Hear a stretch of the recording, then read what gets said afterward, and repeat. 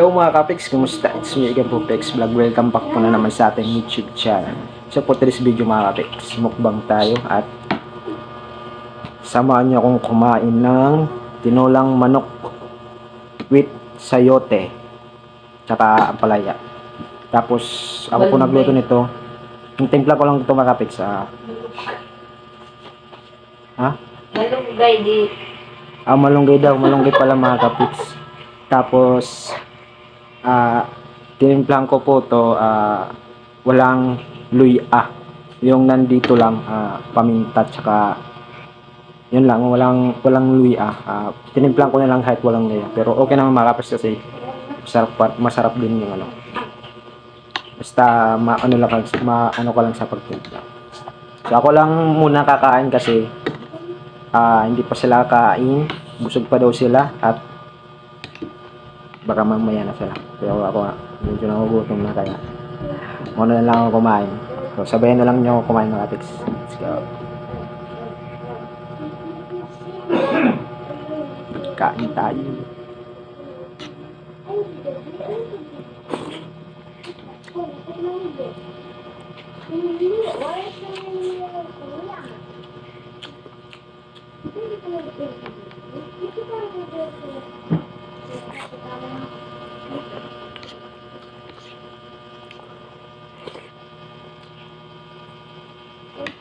Tapos meron pa ditong hipon. Pang ano na to, pang pangatlong araw na tong hipon na to.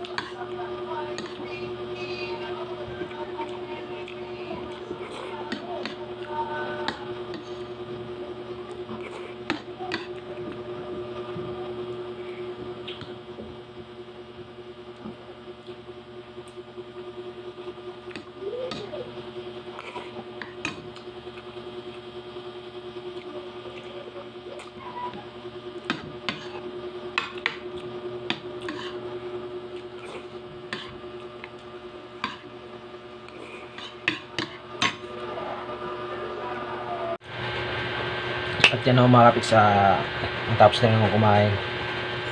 Umuulan na naman dito. Walang palaging may araw na uulan talaga. Kaya mga isang araw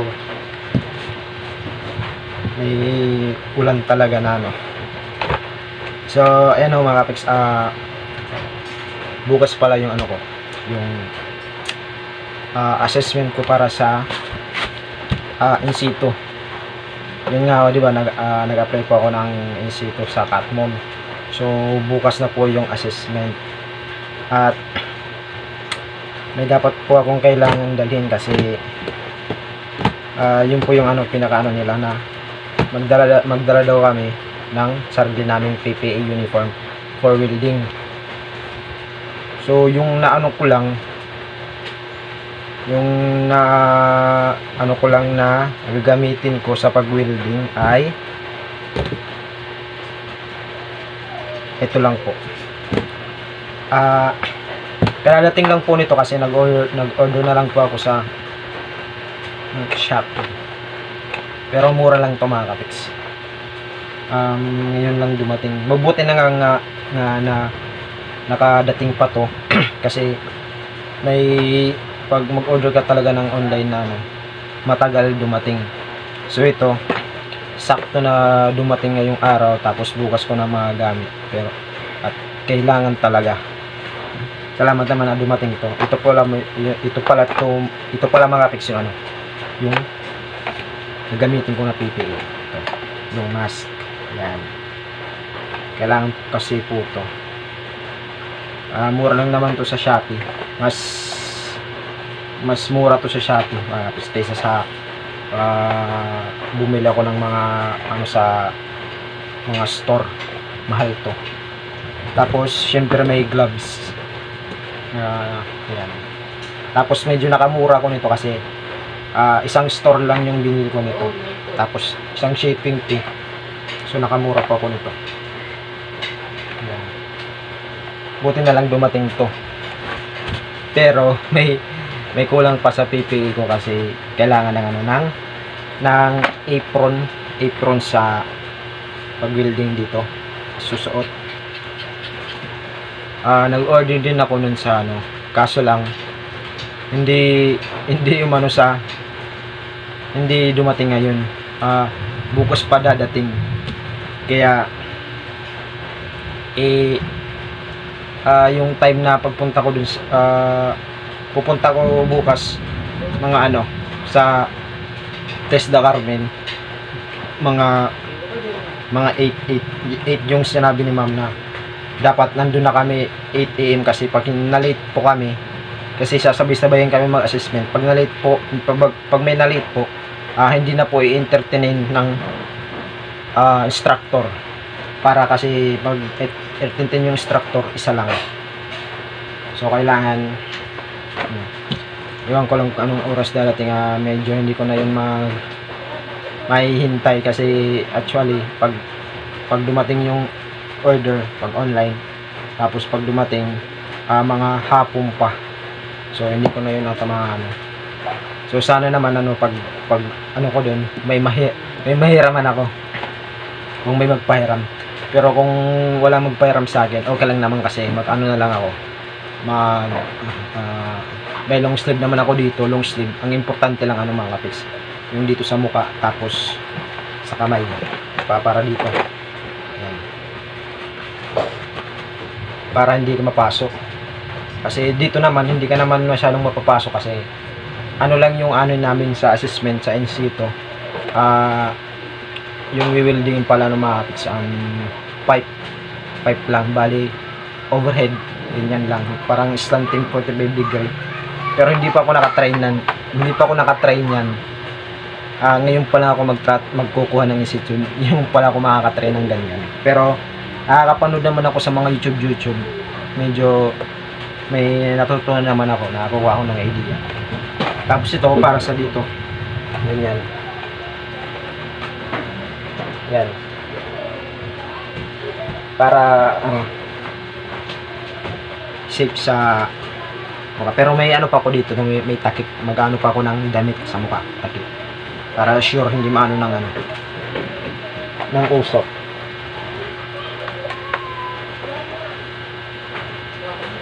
Yung in-order kong apron hindi na dadating buka. Hindi ko na maabutan. Manghapon pa dadating. Tapos yung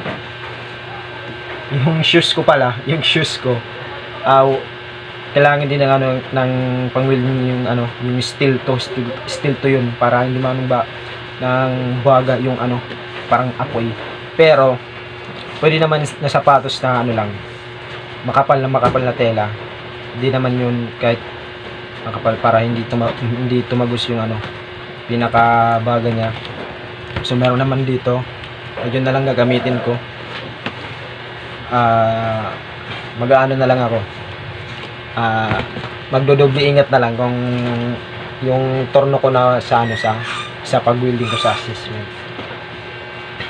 So kung ganyang mga welding, naka-experience na ako ganyan kasi ilang years na ako nag-welding.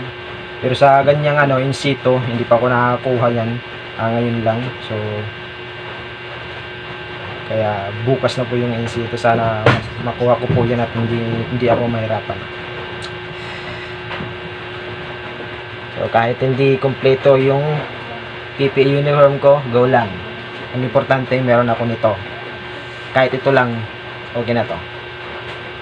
Kahit nga sa pag-welding ko dun sa unang trabaho ko sa mga under chassis, overhead, yung gamit ko lang shades, tsaka lang sa muka, damit, tapos walang gloves. So ito pa kaya nagamit ako nito, major safety na to. So ayan, sana maging okay yung lakad ko bukas mga kapiks. At ayun pala mga kapiks, yung bili ko lang po nito sa online, lang po to, 200 pesos mga kapiks. Pero kung sa price nya, hindi po to nag 100. Yung lang, yung sa shipping, kasi may shipping fee pa, kaya medyo nagmahal. Pero may syempre may ganyang mga online, may butcher. Palaga ako may butcher, kaya medyo nakamura-mura ko nito. Mga 198 lang ata ito mga kapiks. Pero kung sa na ko nito bumili, sa mga tindahan dito, sa mga mall, ito, mahal to. Ito, baka mag 250 ata to. Ito, baka mag 150 or 200. So yan, medyo nakamura tayo. Pero yung apron, bukas pa dadating, hindi ko na yun magagamit. Pero magagamit ko pa yun kung merong dito may magpatawa. Yan mga kapiks, dito na lang po muna tayo mga kapiks. Siyempre kung bago ka pa lang po sa aking YouTube channel, this is for everyone doing skilled dads. Pakiclick na po bell notification para maging upload po sa lahat ng ating mga bagong videos. So yun mga kapiks, sana maging okay yung lakad ko bukas at makuha po din yung in situ. Baka katapos ng in situ, makakuha ko yung kukuha nito naman, magpapa booster ako. Unti-untiin ko na lang mga kapiks yung kailangan na mga requirements kung pala rin tayong makapasa sa na-applyan ko na trabaho. So yun yung mga requirements, sure ako na yun yung mga hihingiin kung makapasok ako ongoing na ako mag-schooling. Yun po yung hihingiin. Booster, meron naman akong vaccine na dose na ako, 2 dose na ako, booster na lang. Tapos in situ bukas na magaganap ko kukunin bukas. O, iwan ko lang kung maging okay yung result ko. Ay, sana maging okay. At kung makakuha ko na yan mga kapiks, baka kompleto ko, baka magano lang muna ako. Isipan kong balik lang muna ng Tacloban kasi medyo matagal pa din yung yung next interview ko na naman sa September pa. Pero kailangan ko din bumalik agad kasi may bio-checking pa, pero hindi ko pa alam kung kailan kasi yun din yung hinihintay ko, yung bio-checking. Kasi wala talagang time kung kailan magba-bio-checking. Nag-ano na lang sila, nag-update kung magba-bio-checking mga 1 week or mga 1 week ata yung bago mag-interview kasi doon sila nagpapa-bio-checking. So, ayun mga kabihang, dito na lang tayo. Thank you for watching and see you po in our next vlog. Bye-bye!